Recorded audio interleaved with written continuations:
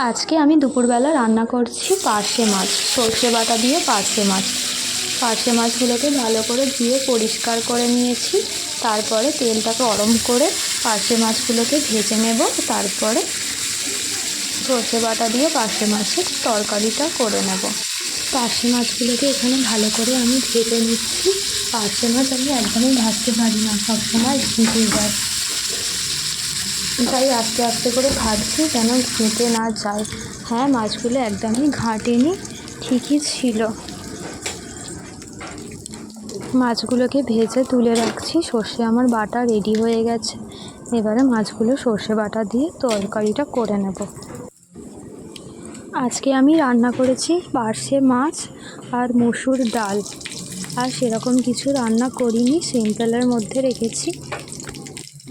এবারে কড়ার মধ্যে আমি 3টে কাঁচা লঙ্কা চিঁড়ে আর একটুখানি টমেটো দিয়ে নিয়েছি।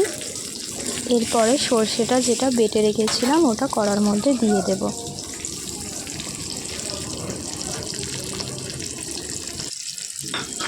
কাঁচা লঙ্কাটা একটু ভাজা ভাজা হয়ে গেলে সর্ষেটা দিয়ে ভালো করে নেড়ে নেব।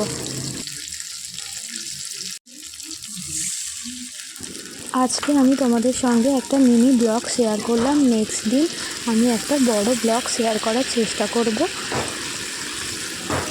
দেখো, এখানে সর্ষে বাটাটা দিয়ে নিলাম।